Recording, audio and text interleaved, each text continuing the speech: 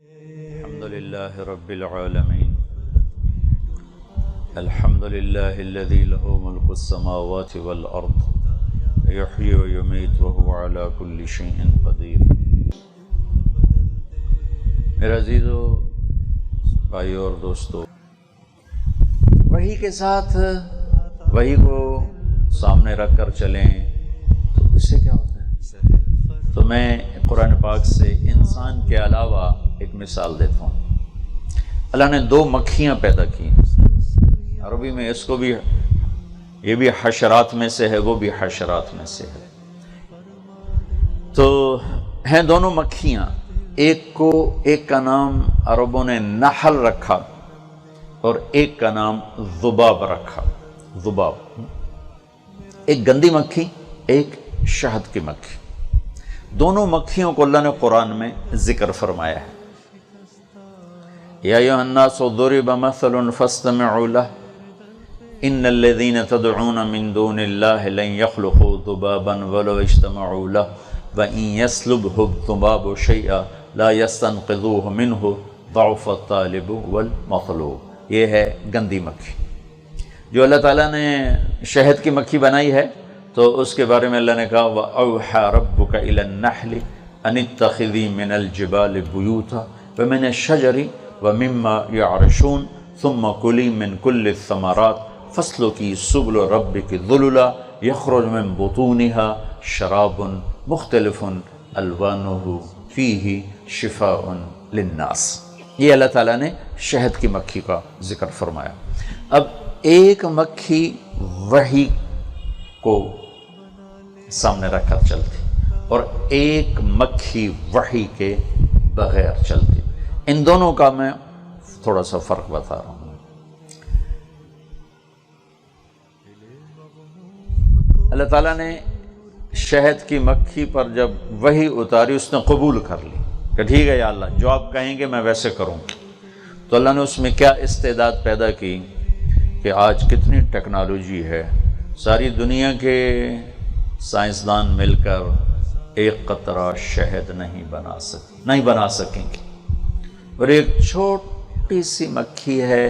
اور یہ پھلوں کا رس چوستی ہے تو اس کے اندر ایک تھیلی ہے جس میں جا کر وہ پھلوں کا رس شہد میں تبدیل ہو جاتا۔ اچھا، وحی کو سامنے رکھ کر چلنے سے پہلی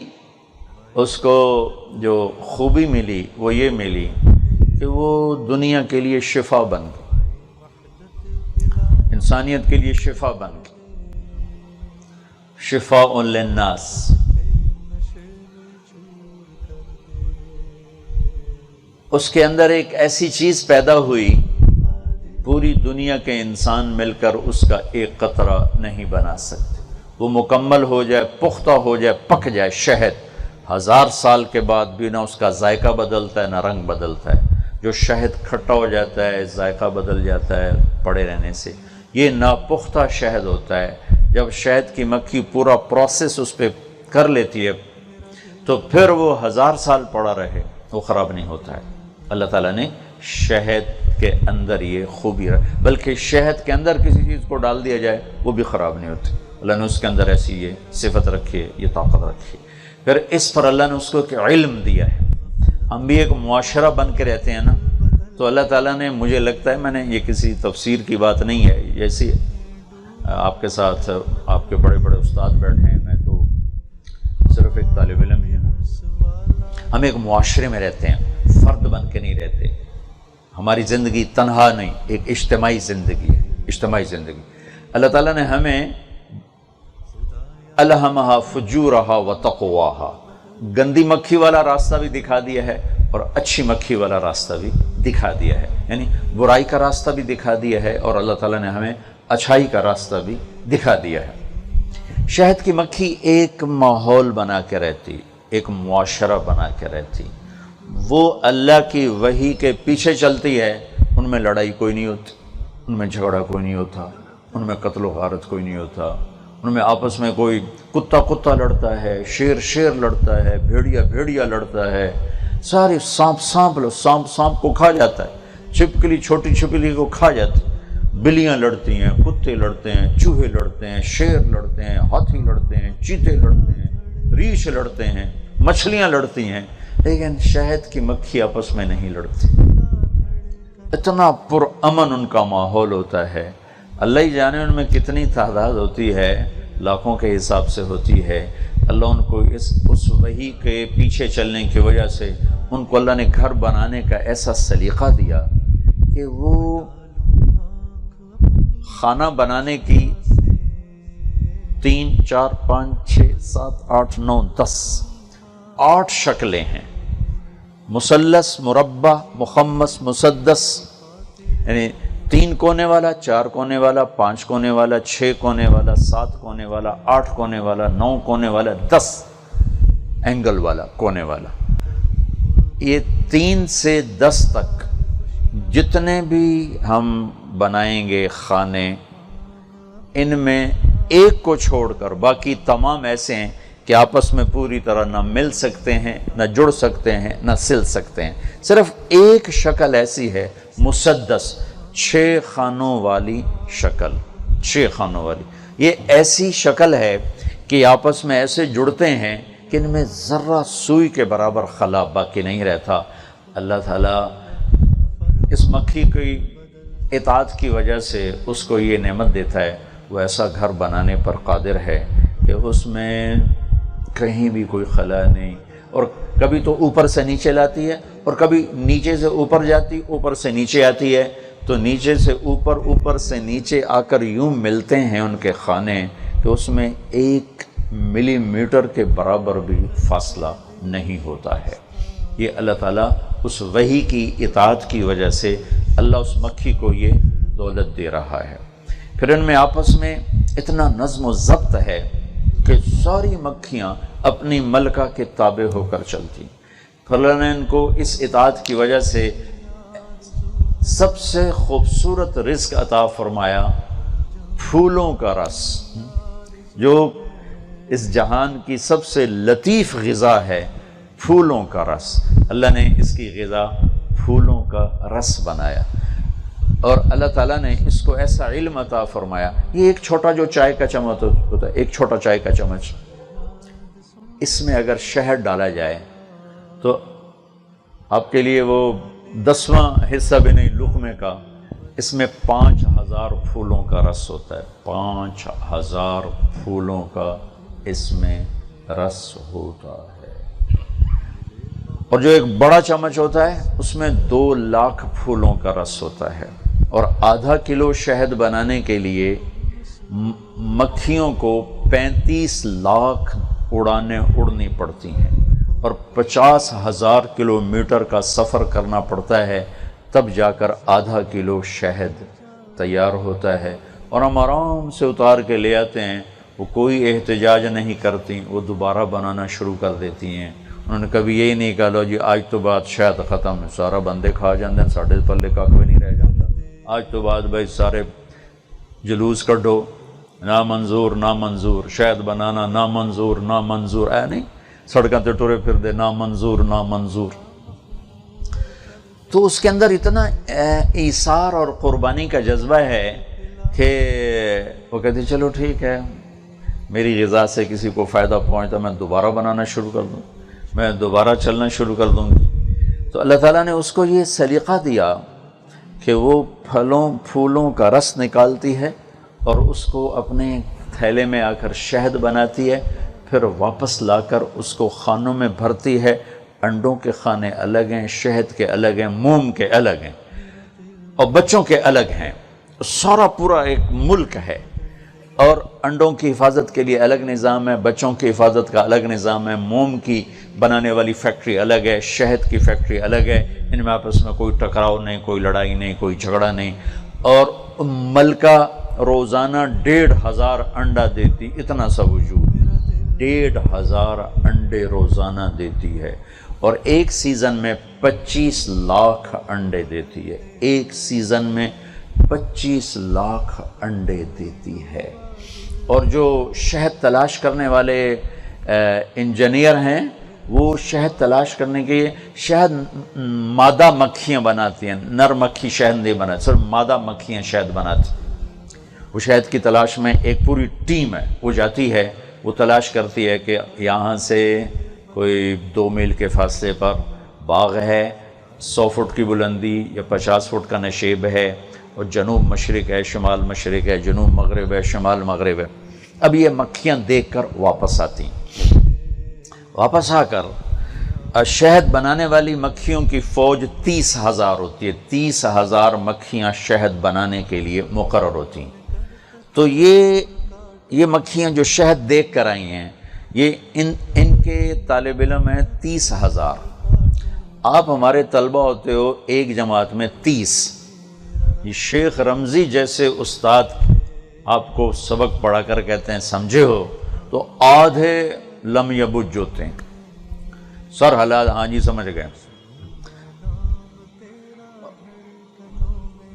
پھر وہ دوبارہ سمجھاتے ہیں، ایک بات کو 3 دفعہ سمجھا کر مشکل سے 30 لڑکوں کے ذہن میں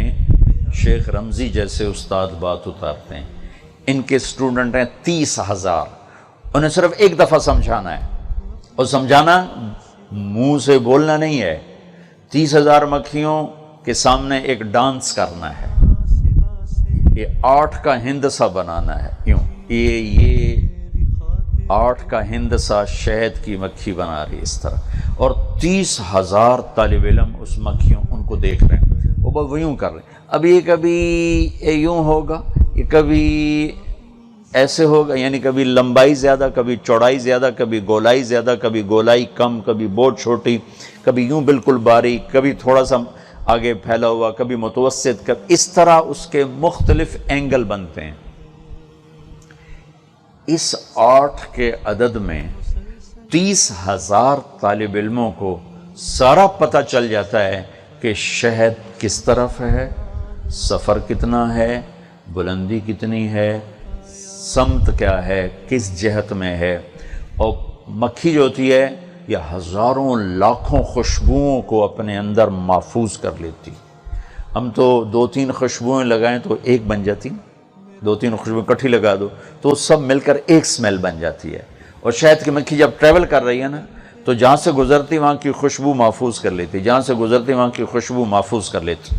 جدھر سے گزر رہی ہوتی اس میں سے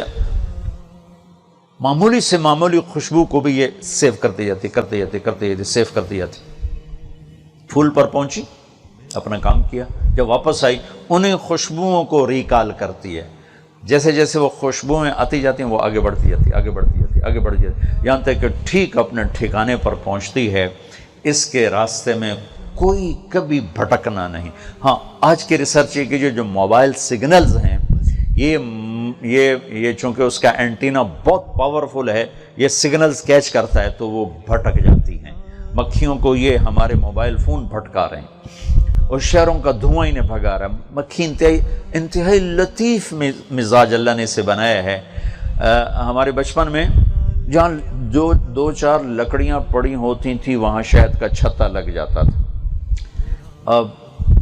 باغوں کے باغ، میلوں کے میل، ایک شہد کا چھتا نہیں ہوتا۔ کیوں؟ سپرے کی گندی بو سے شہد کی مکھیاں بھاگ گئی، اور شہر کے دھوئیں سے شہروں سے شہد نکل گیا، اور اس موبائل کی وجہ سے سگنل کا آنا جانا چونکہ بہت زیادہ ہوگا تو ڈی ٹریک ہوتی چلی جا رہی ہیں، تو اپنی خوشبوؤں کو سونگھتی ہوئی واپس اپنے چھتے میں آتی۔ اب آگے وہاں 3-4 کھڑے ہوتے ہیں لیبارٹری اسسٹنٹ، جو ہر مکھی کو دیکھ رہے ہیں، ہر مکھی کو ہم نے بلڈ ٹیسٹ کرانا ہو جی، کل لے جائے جی، پرسوں لے جائے جی، یہ 1 ہفتے بعد رزلٹ آئے گا جی، 10 دن بعد رزلٹ آئے گا، 20 دن بعد رزلٹ آئے گا، اور وہ صرف ایک نظر دیکھتی ہیں ایسے، اور اس میں سارا انالیسس کر کے ہاں صاف ہے جاؤ۔ جہاں کسی مکھی میں ذرا برابر کوئی غلط چیز نظر آئی، یہ شہد کو نقصان پہنچائے گی، وہ اس پر اٹیک کرتی ہیں، اس کے پر توڑ کے اسے نیچے پھینک دیتی ہیں۔ شہد کے چھتے کے نیچے ٹوٹے پروں والی مکھیاں رینگ رہی ہوتی ہیں، یہ وہ ہوتی ہیں جو بیماری لے کر اندر جا رہی ہوتی ہیں۔ صرف شفاف مکھی اندر جا سکتی ہے، صحیح اندر جا سکتی ہے، غلط نہیں جا سکتی۔ پھر جب انہوں نے سفر کرنا ہوتا ہے ایک جگہ سے دوسری جگہ چھوڑنا ہوتا ہے، جب یہ شہد تلاش کرنے جاتی تو یوں پھیل جاتی، لیکن جب انہوں نے پورا علاقہ بدلنا ہوتا ہے تو آپ کبھی دیکھیں، بچپن میں بہت دیکھا تھا، اب تو دیکھنے کا موقع نہیں ملتا، یہ 8 کا ہندسہ بناتی ہوئی سفر کر رہی ہوتی، یہ یوں گھوم رہی ہوتی ہیں، یوں ایسے گھومتی ہیں اور یوں جاتی ہیں، ایسے گھومتی ہیں اور یوں جاتی ہیں۔ اس طرح ان کی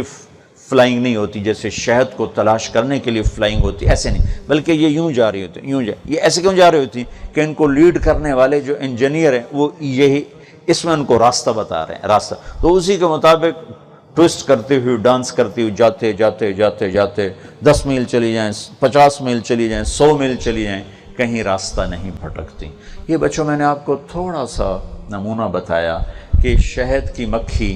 وحی کو فالو کرتی ہے تو کتنی مفید بن گئی، کتنی مستفید بن گئی،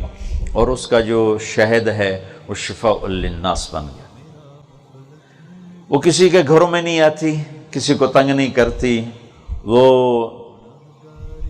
ان اتخذی من الجبال بیوتا، وہ پہاڑوں میں، درختوں میں، ومما یعرشون، نباتات میں اپنے گھر بناتی، ہمارے کمروں میں نہیں گھستی، ہمارے برآمدوں میں نہیں گھستی، ہمارے بیڈ روم میں نہیں گھستی، بلکہ ہمیں سکھ پہنچاتی ہے، خود الگ رہتی ہے۔ اب ایک مکھی وہ ہے جو وحی کے تابع نہیں، من موجی ہے، یہ مکھی اجتماعی شکل میں نہیں رہتی،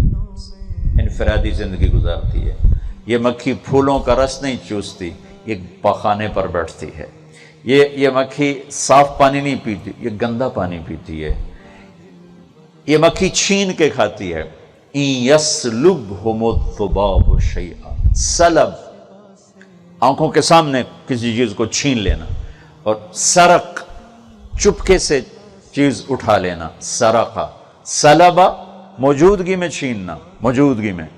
تو اللہ تعالیٰ کیا عجیب لفظ فرما رہا ہے کہ یہ تم ڈاکوؤں کو تو روک لیتے ہو، ایک مکھی روک کے دکھاؤ کہ تمہارے سامنے تمہارے سالن میں سے سرنج بھر کے لے گئی، تمہارے شربت میں سے سرنج بھر کے لے گئی، تمہارے پھلوں میں سے حصہ لے گئی، اور تمہارے سامنے لے گئی، اور تمہاری ہمت نہیں کہ اس کو پکڑ سکو اور اسے تم واپس لے سکو، اسے تم چھین سکو۔ تو جو گندی مکھی ہے وہ کیا کرتی ہے؟ وہ ہم سے چھینتی ہے، ہمارے کمروں میں گھستی ہے، ٹوائلٹ میں گھستی ہے، برآمدے میں گھستی ہے، مسجد میں آتی ہے، سونے نہیں دیتی، بیٹھنے نہیں دیتی۔ 64 میں 5 میں ٹی وی کا افتتاح ہوا، پاکستان ٹی وی کا افتتاح 64 تھا، تو اس کی نا وہ براہ راست نشریات دکھا رہے تھے، تو امیر محمد خان مرحوم جیسا جابر گورنر پاکستان میں کوئی نہیں آیا، دنیا میں کوئی ہوگا، بڑی بڑی مونچھیں، اتنی موٹی آنکھ، سرخ، دیکھ کے ہیبت طاری ہو جاتی۔ سارے پروگرام میں وہ کیمرہ مین بھی کوئی بڑا مزے کا تھا، ایک مکھی اس کے ناک پہ آ کے بیٹھ رہی، اسے ہٹاتا تھا پھر آتی، اسے ہٹاتا پھر آتی، اور جو مکھی اس پر آتی وہ کیمرہ ادھر لگا دیتا، جو مکھی ہے تو کیمرہ ادھر لگا دیتا۔ سورے لاہور میں میں سینٹرل ماڈل اسکول میں تھا، تو ہمارے ہاسٹل میں ٹی وی آیا، تو اس کی پہلی افتتاحی تقریب ہو رہی تھی، تو محمد خان ساری مجلس میں یوں کرتا رہا،